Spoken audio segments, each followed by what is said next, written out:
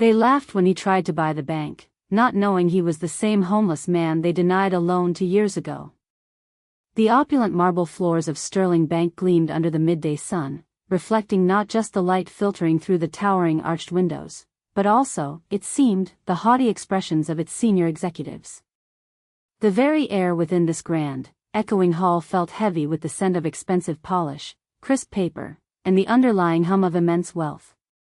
It was a temple, truly, a modern cathedral dedicated to finance, where every transaction was a prayer and every balance sheet a sacred text.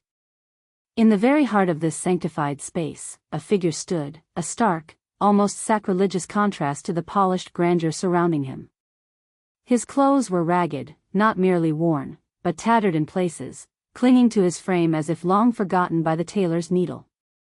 His hair, matted and streaked with artificial grime, obscured much of his brow, and a thick, unkempt beard framed a face etched with what appeared to be years of relentless hardship, lines deeply carved by an unseen sculptor of sorrow. This was Sterling, though no one here, least of all the glittering figures of power, would recognize him as such, not yet. He leaned heavily on a gnarled walking stick, its wood smoothed by countless unseen journeys, his posture conveying a profound weariness. Yet, his eyes, surprisingly keen and discerning despite their weary appearance, swept across the bustling lobby, missing nothing, the furtive glances of bank tellers, the subtle shifts of security, the preening postures of those in charge. Mr. Percival Flint, the bank's self-important CEO, a man whose expensive suit seemed to possess more personality than he did, its fabric stretched taut over a chest puffed with unwarranted pride, scoffed openly. His laugh, a booming, dismissive sound, was designed to assert dominance. Beside him, Miss Seraphina Thorne, the head of acquisitions, a woman whose perfectly coiffed hair, sculpted into an unyielding, architectural form, and razor-sharp suit bespoke a ruthlessness that even her practiced, dazzling smile could not conceal, let out a delicate, mocking titter. The sound was like the faint chime of broken glass, precise and cutting. "And what, pray tell, does this individual desire?" Percival drawled, his voice dripping with an almost theatrical condescension, loud enough for half the lobby to hear, ensuring his audience. A few bank tellers paused their work, their fingers hovering over keyboards, exchanging bewildered, almost embarrassed glances.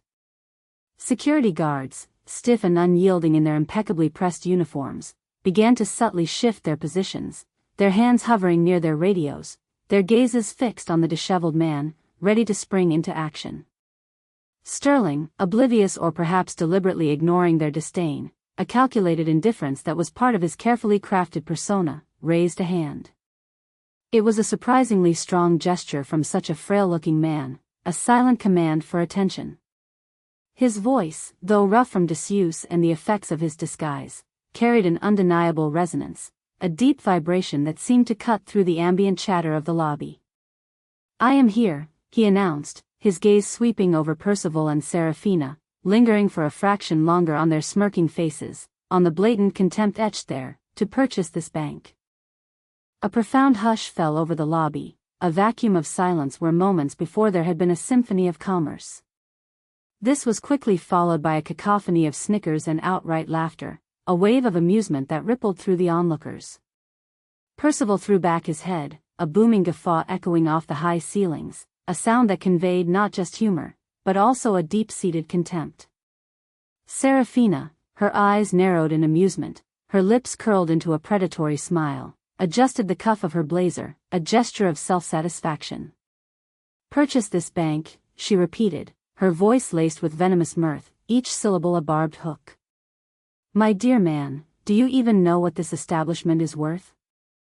Do you even have a cent to your name that isn't clinging to your threadbare trousers?"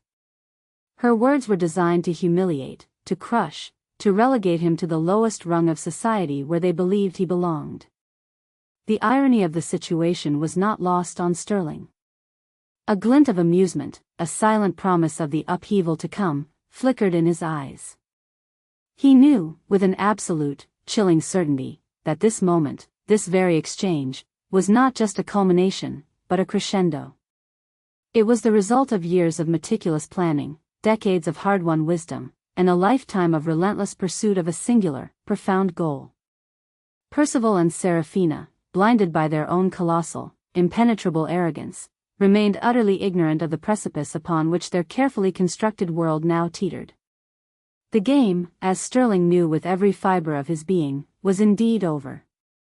And they, the unwitting pawns, were about to learn precisely who held the winning hand.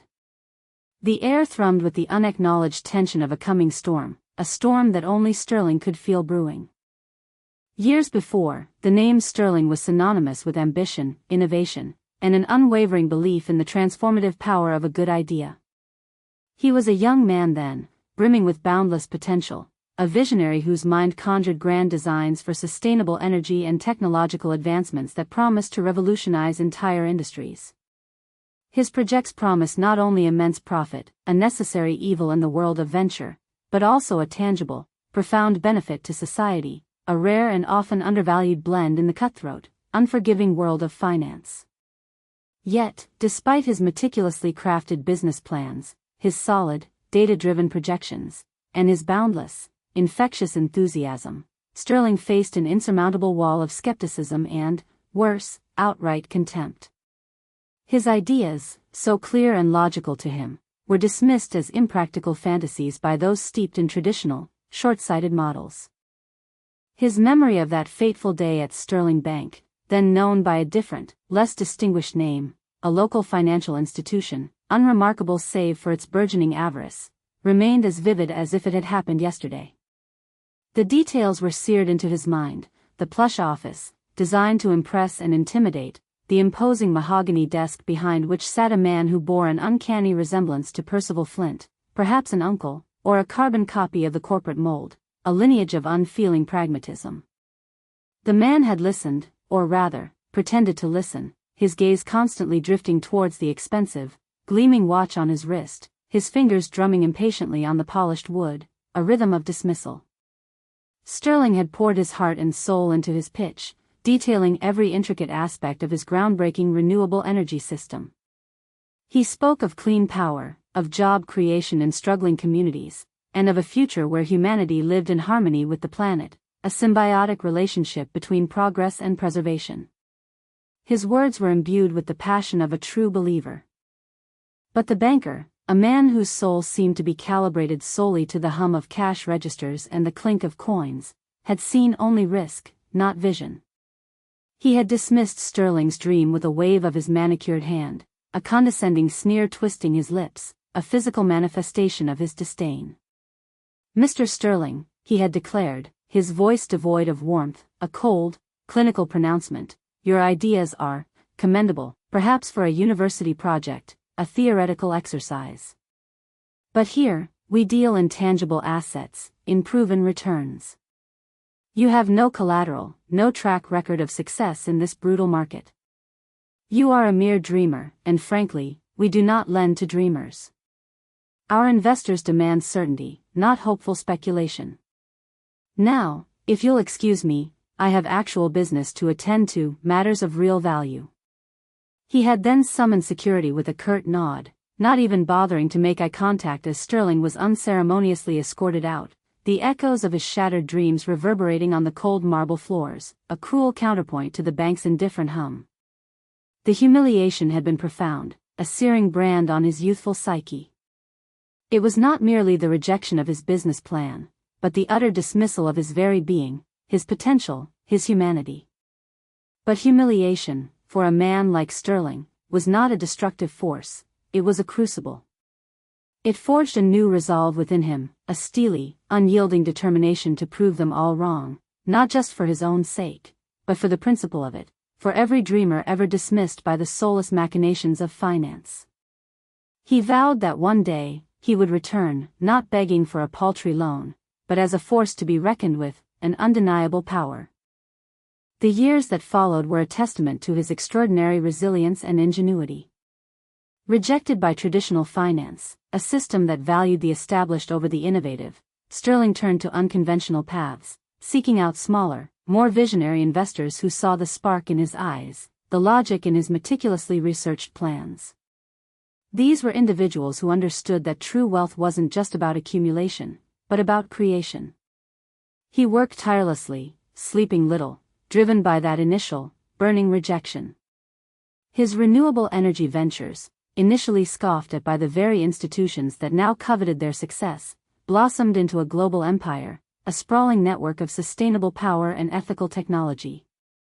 He diversified, investing wisely and ethically in cutting-edge technology, sustainable agriculture that replenished the earth, and socially responsible businesses that uplifted communities. His wealth grew exponentially, but unlike those who had scorned him, Stirling never lost sight of his core values. He established charitable foundations, funded groundbreaking scientific research, and consistently championed ethical business practices, ensuring his success served a greater purpose. Yet, despite his immense, undeniable success, the memory of that dismissive banker, the cold, calculating eyes of corporate greed, lingered. He saw it replicated everywhere, in the relentless, rapacious pursuit of profit at the expense of people and planet, in the casual disdain for those without power or wealth, in the pervasive, sickening hypocrisy that permeated the highest echelons of society. He had observed Sterling Bank, now a behemoth, from a distance for years, like a watchful predator studying its prey. Its expansion had been aggressive, its practices often ruthless, its public image carefully curated through lavish advertising and PR campaigns to mask a deeper, more mercenary core. He saw Percival Flint and Serafina Thorne rise through its ranks, embodying everything he had come to despise, their hollow smiles, their self-serving pronouncements, their insatiable hunger for more.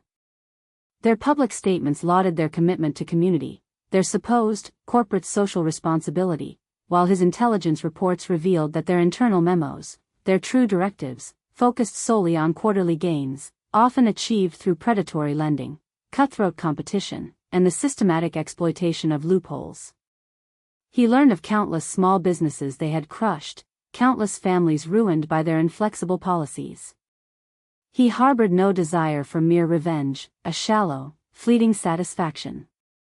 His motivation was far more complex, a blend of justice, a yearning for truth, and a deep-seated belief that true character emerged not from the gilded cages of success, but from the crucible of adversity. He wanted to expose the rot, to peel back the layers of pretense and reveal the true nature of those who wielded power without compassion. He wanted to see if, in an institution so utterly consumed by avarice, there remained even a flicker of genuine human kindness, a single ember of empathy. The plan had begun to form years ago, a meticulous, elaborate deception, a grand social experiment. He would shed his identity, not just financially, but physically, psychologically. He would become anonymous, invisible, one of the countless individuals society deemed insignificant, a ghost haunting the marble halls. He hired a discreet team of specialists, masters of disguise, to craft his transformation, prosthetics to subtly alter his facial structure, makeup to age and weather his skin, clothes that reeked of neglect and the accumulated dust of forgotten lives. He practiced the gait of an old man burdened by life, the subtle tremors of age in his hands, the weary slump of someone defeated by the world. He studied the mannerisms of those who lived on the fringes, observing their quiet dignity, their endless struggles, their invisible battles for survival.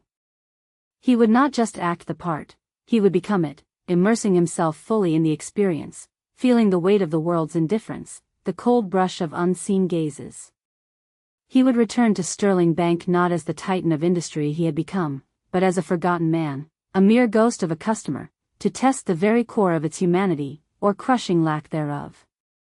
He knew, with a certainty that chilled his very bones, that the true nature of an institution, and the people who ran it, was revealed not by how they treated their wealthiest, most influential clients, but by how they treated their most vulnerable, their most easily dismissed. And he was about to put that theory to the ultimate, definitive test.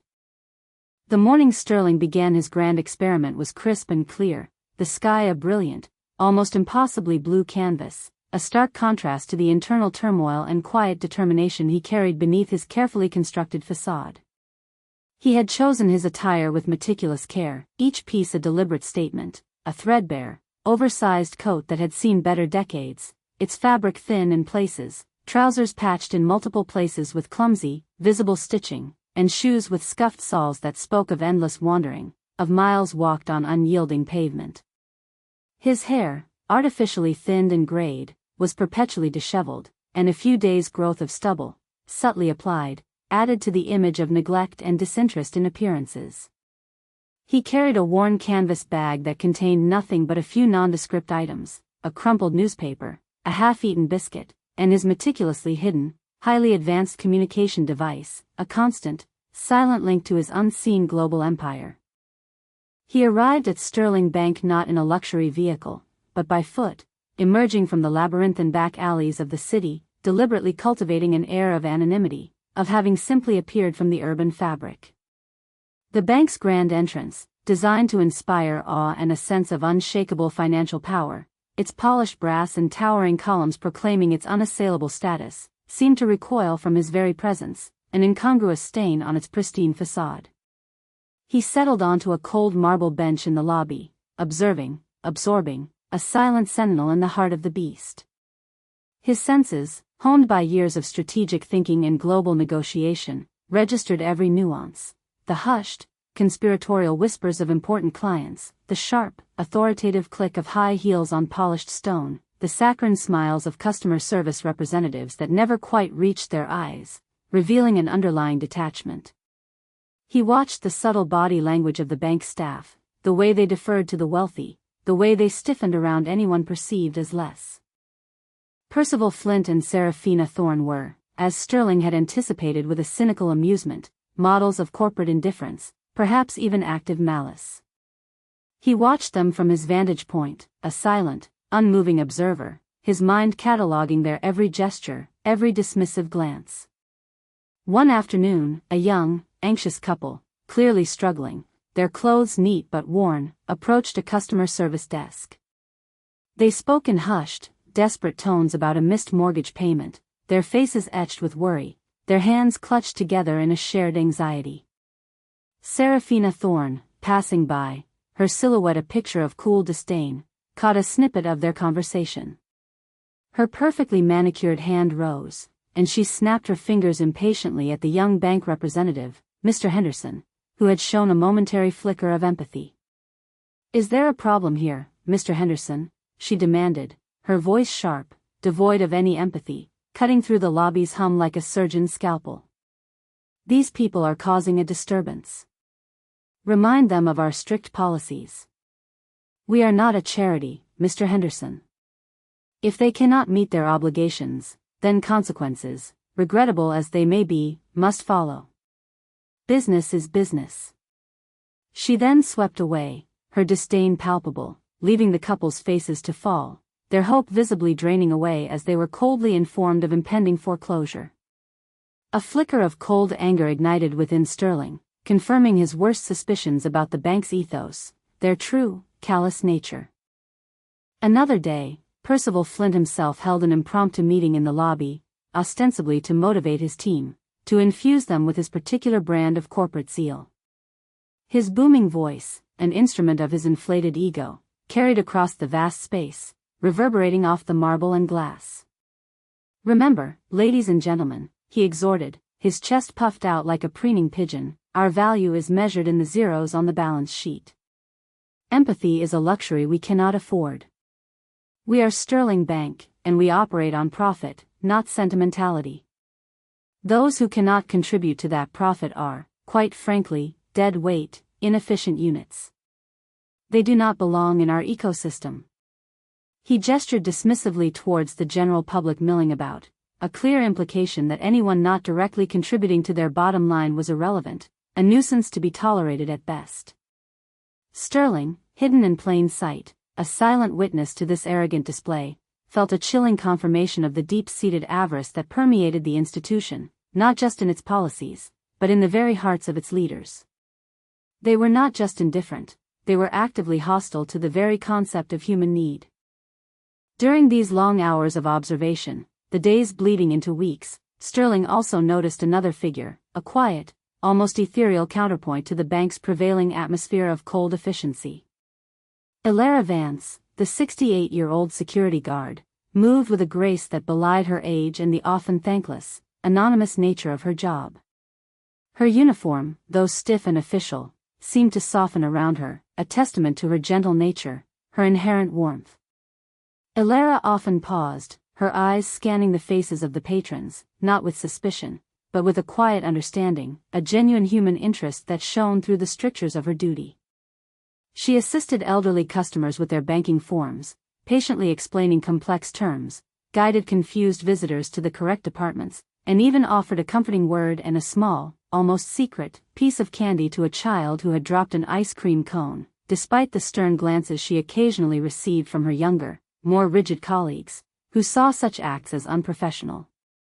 She was an anomaly, a tiny ember of light in a vast, cold edifice.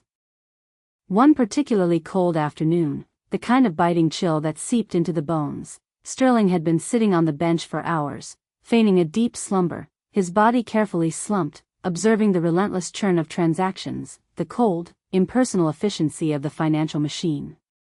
His disguise was so profoundly convincing that most people simply walked past him, a blur in their peripheral vision, an inconvenient, unsightly part of the urban landscape. Percival and Serafina had passed him multiple times, their gazes sliding over him as if he were part of the furniture, an inconvenient, unsightly stain on their polished world. They discussed their latest multi-million-dollar deals, their voices loud and confident, completely unaware of the dilapidated man listening intently, calculating their every word, their every misstep. He could hear their plans for expansion, their strategies for market domination, all devoid of any ethical consideration. Elara Vance, however, was different. He sensed her approaching slowly, her footsteps soft, almost imperceptible on the marble. Sterling felt her presence, a warmth radiating from her that was entirely alien to the cold efficiency of the bank, a stark contrast to the frigid atmosphere. He kept his eyes closed, his breathing even, maintaining his charade. She stood over him for a moment, and he could almost feel the weight of her gaze, not judgmental, not dismissive, but profoundly compassionate. Then, a gentle, hesitant touch on his shoulder, a touch that was surprisingly light, yet deeply resonant. He slowly opened his eyes, feigning confusion, a slow, deliberate blink. Elara offered a small, kind smile, a genuine curve of her lips that reached her tired eyes. "Are you all right, sir?" she asked, her voice soft, laced with genuine concern, a rare melody in this place. "You've been here quite a while. It's getting late, and it's very cold outside. I worry about you out there." Sterling mumbled a vague response, something about having nowhere to go, a pre-rehearsed line about his misfortunes. He watched her face intently, searching for any hint of impatience, any flicker of the disdain he had encountered so often in this very building, a sign that her kindness was merely superficial. There was none. Only profound, unwavering empathy. Elara hesitated for a moment, her brow furrowed slightly in thought, then reached into a small, insulated bag she carried, a bag that clearly held her meager lunch. I packed an extra sandwich today," she said, her voice a little shy, as if embarrassed by her own generosity. "And some hot tea in my thermos. It's not much, but perhaps it would warm you." She extended a wrapped sandwich, simple, yet clearly made with care, the bread still fresh, and a steaming cup of tea. Her hand, though wrinkled with age and bearing the marks of a lifetime of hard work, was steady and unfalteringly kind. Sterling, in his disguise, felt a profound tremor of emotion, a wave of unexpected tenderness that momentarily threatened his composure. It was not the grand gesture, the lavish charity, but the quiet, unassuming act of human kindness that struck him most deeply, cutting through his cynicism. This woman, likely on a modest salary, working long, often thankless hours, burdened by her own daily struggles which Sterling had observed subtly in her tired but determined eyes, was sharing her meager meal with a stranger she perceived as utterly destitute, with nothing to offer in return. It was a stark, almost blinding contrast to the cold, calculating greed that permeated every other interaction within these walls. He took the sandwich and the tea, his hands trembling slightly, not from weakness, but from the unexpected rush of gratitude, a foreign warmth spreading through him. "Thank you," he rasped, the word feeling oddly foreign on his disguised tongue, a genuine sentiment breaking through the artifice. "Thank you very much." Elara smiled again, a genuine, warm smile that reached her eyes, reflecting a quiet satisfaction in her simple act. "You're very welcome, sir. Be safe." She then turned and continued her rounds, her steps lighter, perhaps, for the small act of kindness, a ripple effect of her compassion. Sterling watched her go, a profound sense of clarity settling over him, an undeniable truth solidifying his purpose. He unwrapped the sandwich, a simple ham and cheese, but it tasted better than any gourmet meal he had eaten in years, imbued with the flavor of unadulterated human goodness. The tea warmed him from the inside out, a soothing balm to his long-held frustrations. This solitary act of compassion, witnessed amidst an ocean of indifference and avarice, cemented his decision. He had come to test humanity, to see if kindness could still flourish in the barren landscape of corporate greed. In Elara Vance, he had found his answer. The bank, in its current incarnation, was rotten to its core, a monument to the very worst of human nature, a system designed to crush the vulnerable. But there was still a flickering ember of goodness within it, a goodness that deserved to be nurtured, to be rewarded beyond measure. The time for the grand reveal was drawing near. He had observed enough. The stage was set. The following morning, a palpable tension hung in the air at Sterling Bank, a hushed anticipation that vibrated through the marble halls. Whispers circulated about an imminent, groundbreaking acquisition, a deal that would solidify Sterling Bank's position at the undisputed apex of the financial world, a crowning achievement for Percival Flint. He, preening and puffed up with self-importance, had convened an extraordinary board meeting in the bank's main hall, transforming it into a makeshift amphitheater for the grand announcement, a stage for his triumph. Serafina Thorne stood at his side, her gaze sharp and possessive, her hand resting on a sleek, leather-bound folder containing the final, triumphant contracts. They spoke in loud, confident tones of expanding their empire, of crushing competitors, of maximizing shareholder value, their voices echoing with a chilling lack of concern for the human cost, the lives that would be impacted. In the midst of this corporate spectacle, Sterling, still in his ragged disguise, had once again taken his place on the cold marble bench, a silent, almost invisible fixture, a forgotten shadow. Percival spotted him, and a look of pure irritation, a fleeting grimace, crossed his face. "Honestly, security," he muttered to a passing guard, his voice laced with annoyance, "get that vagrant out of here. He's ruining the aesthetic, a blight on our important moment."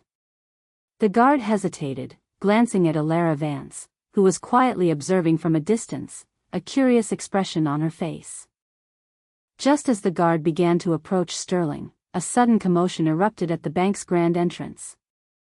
The heavy oak doors, usually kept closed by the weight of their own grandeur, swung open with an almost theatrical flourish, revealing a procession that commanded immediate, stunned attention. First, two impeccably dressed security personnel, their faces stern and unyielding, their gazes sweeping the room, strode purposefully into the lobby. Behind them, a sleek, custom-built limousine, a marvel of automotive engineering, pulled up to the curb, its tinted windows offering no glimpse of its occupant, only an aura of immense power. A collective gasp rippled through the assembled crowd as a figure emerged from the vehicle. He was impeccably dressed in a bespoke suit, tailored to perfection, its fabric exuding quiet luxury. His silver hair, meticulously combed, caught the light, and his stride was confident and powerful, a man accustomed to commanding attention. His face, though older and wiser, bearing the subtle marks of immense responsibility, was unmistakably the same as the young man who had once been dismissed from these very halls. This was the true Sterling. He carried himself with an aura of quiet authority, his eyes, sharp and intelligent, surveying the scene with a knowing glint, a subtle amusement playing on his lips. Behind him, a stern-faced woman in a sharp business suit, carrying a heavy briefcase, followed closely, his chief legal counsel, Ms. Eleanor Vance, no relation to Elara, merely a coincidence of surname, an amusing detail the true Sterling noted mentally, a small private joke. Percival Flint's smug expression faltered, a flicker of confusion, then alarm, crossing his face. Serafina Thorne's eyes narrowed, trying to place the powerful newcomer, scanning her mental Rolodex of elite contacts. Neither recognized the titan of industry standing before them, or connected him to the vagrant, still seated on the bench, a shadow they had so easily dismissed. Sterling, the real Sterling, strode directly towards the center of the hall, his gaze locking with Percival's, a silent challenge. The ragged, unkempt figure on the bench, the disguised Sterling, slowly, deliberately pushed himself up, his eyes meeting the approaching true Sterling's gaze. A subtle, almost imperceptible nod passed between them, a moment of shared understanding that went unnoticed by the stunned crowd. The true Sterling then turned his attention back to the bewildered Percival.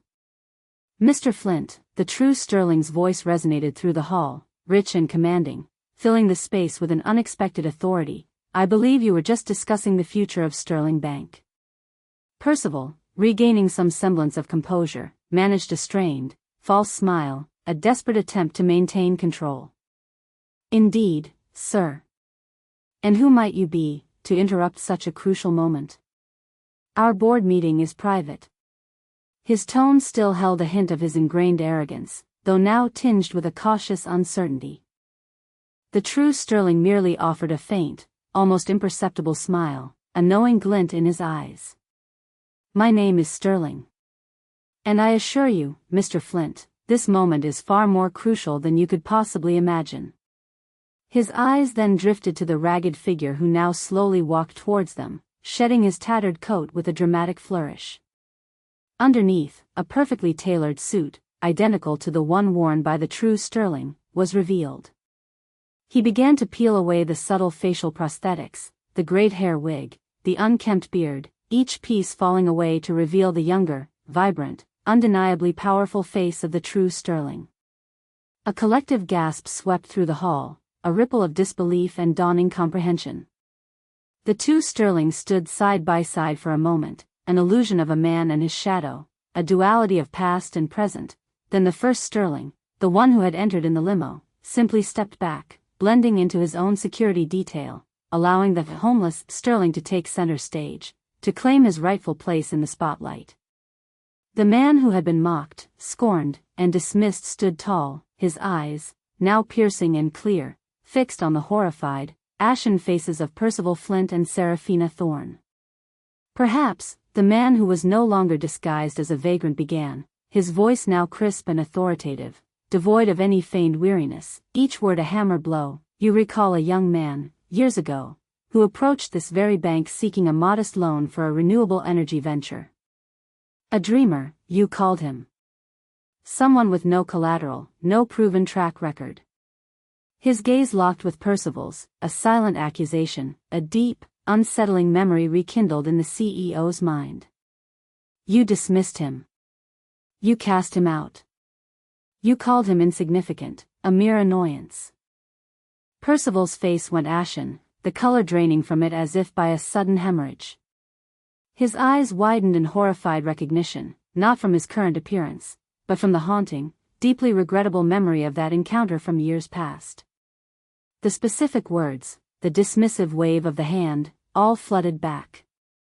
Serafina Thorne gasped, a hand flying to her mouth, her perfectly composed facade shattering. The implications, the colossal error of their judgment, crashed down upon them like a tidal wave, drowning them in the weight of their own arrogance. "I am that man," Sterling declared, his voice ringing with power and an undeniable sense of poetic justice, a triumph years in the making. "And I am here, as I stated earlier, to purchase this bank." He then raised a hand, and Ms. Eleanor Vance stepped forward, her expression unreadable, placing a thick stack of documents on the polished table. "These are the finalized acquisition papers. Your board, Mr. Flint, has already approved the sale. Unanimously, I might add, after an emergency session this morning to consider my irresistible offer." A digital screen behind him, which had moments ago proudly displayed Sterling Bank's logo, now flickered to life, displaying a bold, undeniable headline: "Sterling Global acquires Sterling Bank, a new era of ethical finance." The world had changed in an instant. Percival reeled back as if struck, his carefully constructed facade crumbling into a heap of disbelief and dawning horror. His mouth opened and closed, but no words came out. Seraphina's eyes darted wildly, searching for an escape, for a way to salvage her shattered career, her meticulously built empire.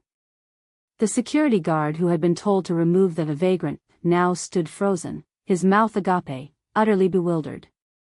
Sterling's gaze swept across the stunned faces, finally settling on Alara Vance, who stood quietly near the back, her eyes wide with shock and a dawning understanding, a profound wonder. A gentle, appreciative nod passed between them, a silent acknowledgement of the single act of kindness that had illuminated the darkness within these very walls, a beacon in the cold. The masks had fallen, and the true game had just begun.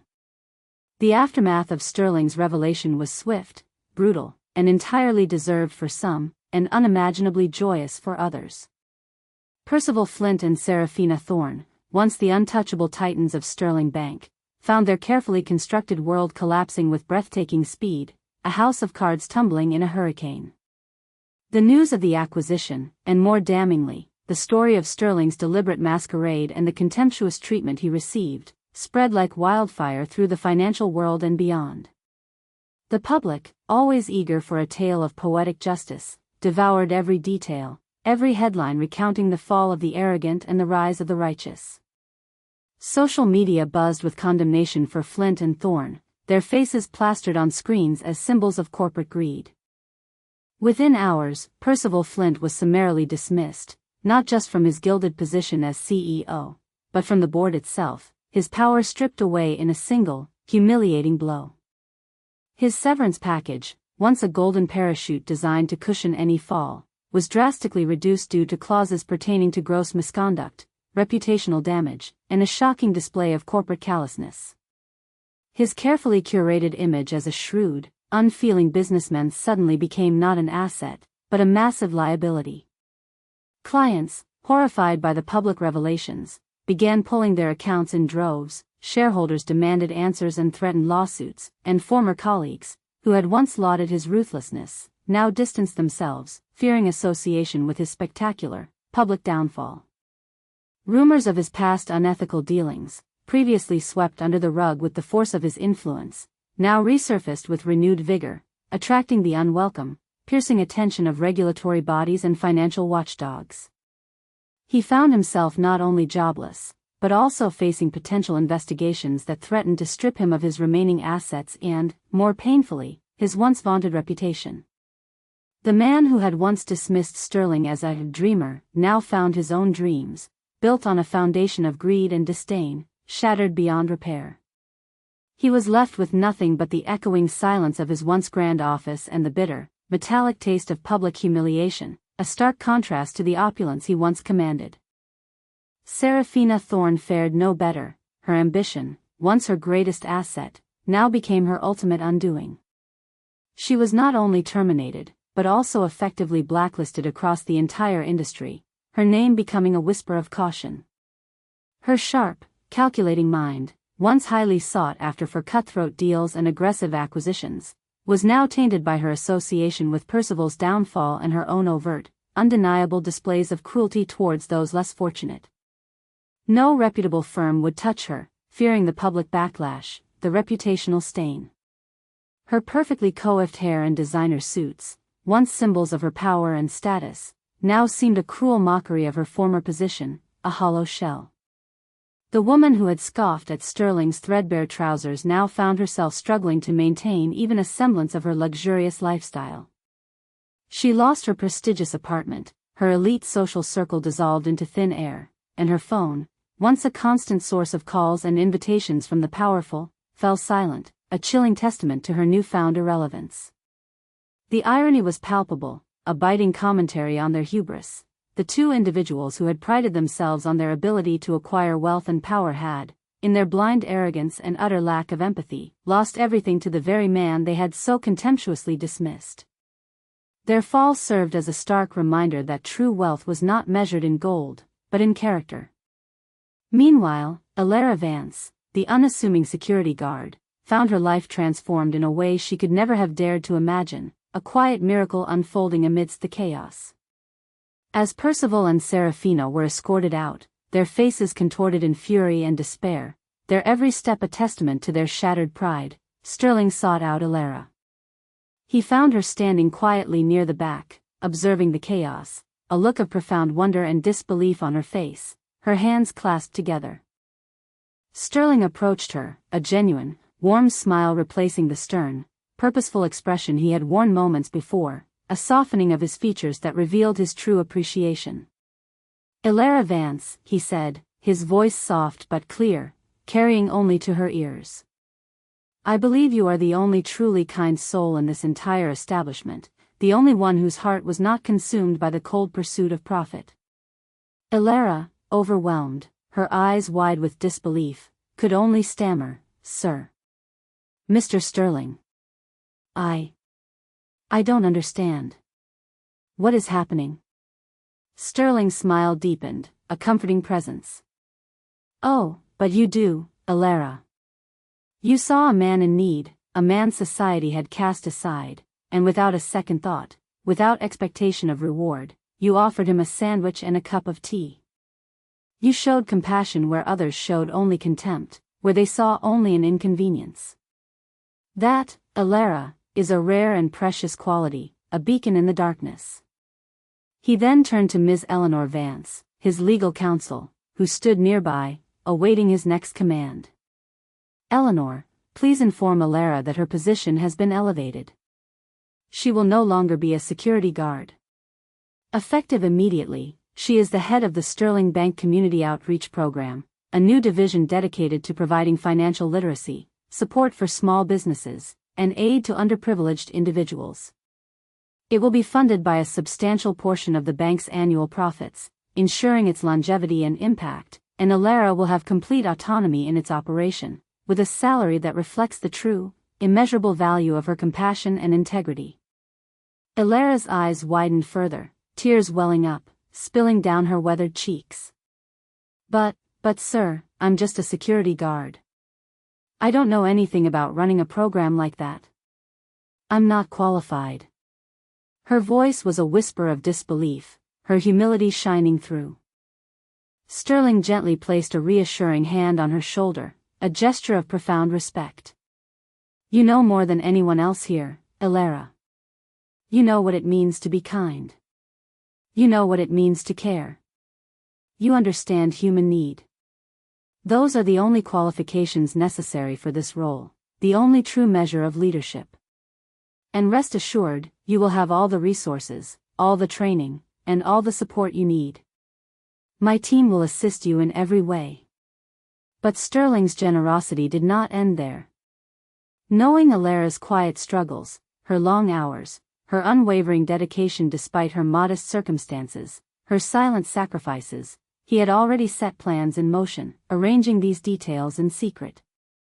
"Furthermore, Elara," he continued, his voice resonating with sincerity, "each word a gift, as a token of my profound gratitude, a fully paid-off home, complete with all modern amenities, has been transferred into your name.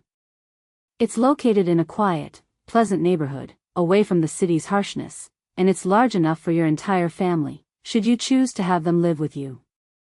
And a trust fund has been established to ensure your financial security for the rest of your life, providing for any medical needs you or your loved ones may have, ensuring you never have to worry about the coldness of this world again."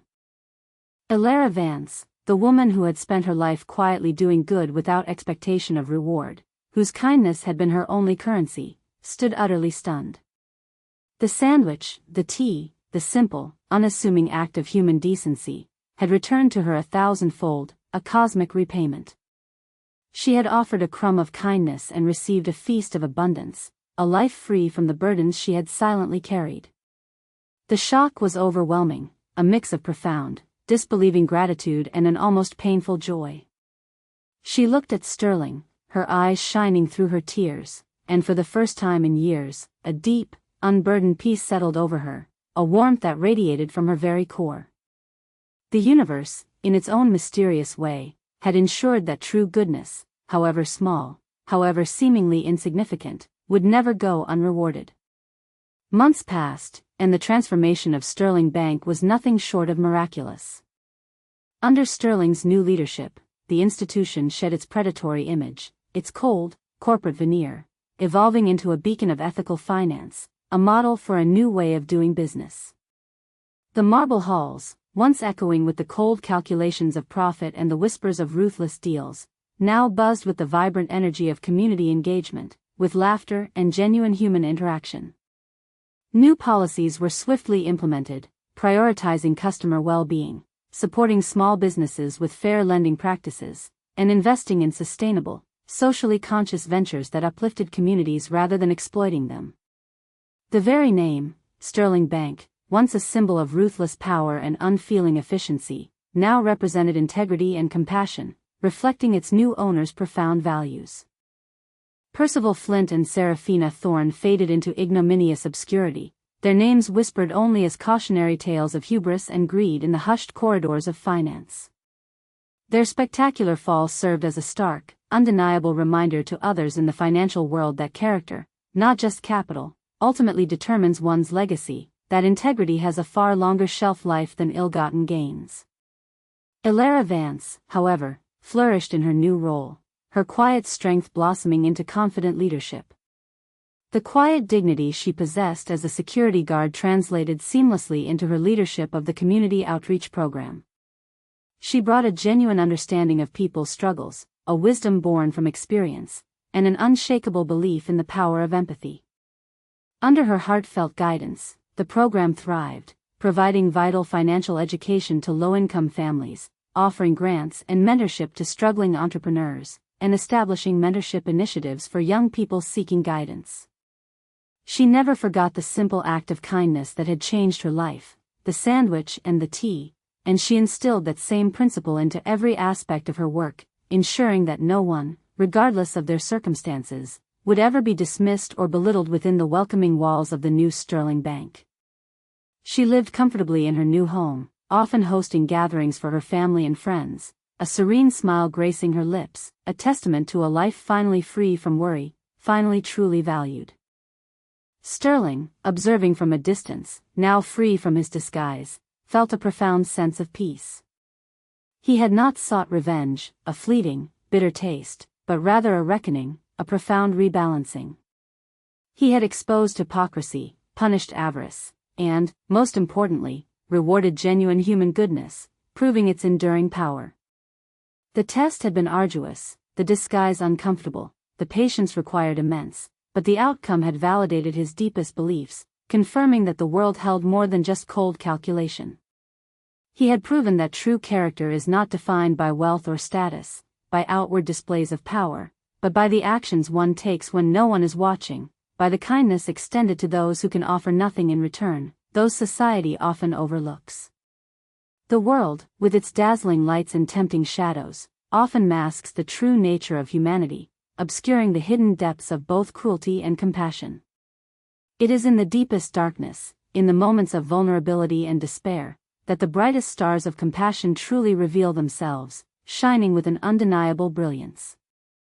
And as the story of Sterling Bank's transformation became a legend, recounted in financial journals and whispered in hushed tones in boardrooms, one truth resonated above all others, that kindness, no matter how small or seemingly insignificant, is never truly lost.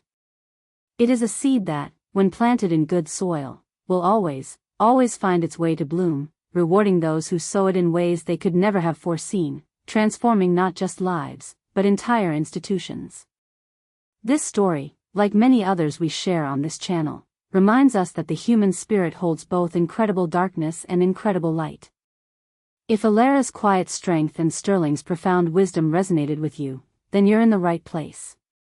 We explore countless tales where integrity triumphs over deceit, and where the power of genuine connection changes destinies. Make sure you hit that subscribe button and turn on notifications so you don't miss our next journey into the depths of human nature. And now, we want to hear from you. What was the most impactful moment in Sterling's grand experiment? Do you believe Percival and Serafina truly learned their lesson, or are some people simply beyond redemption, irrevocably tainted by their greed? Share your thoughts in the comments below. Your insights fuel our community, and we love reading every single one of your perspectives.